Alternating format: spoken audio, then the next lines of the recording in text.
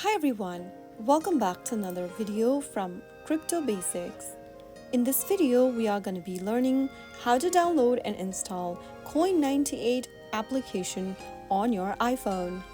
To download and install the Coin98 wallet app, first of all, make sure that your device is connected to a stable internet.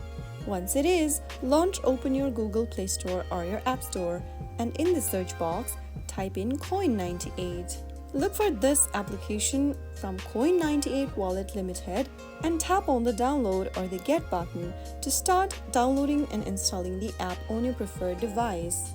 Wait for the application to download and install, which will take a couple of minutes. Coin98 is a decentralized application that provides a wide range of services, including multi-chain wallet, decentralized exchange, and other DeFi-related tools.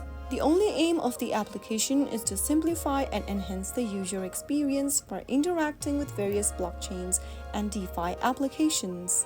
Soon after the app gets installed, you will see the open button which you'll need to press on to launch open Coin98 on your iOS device.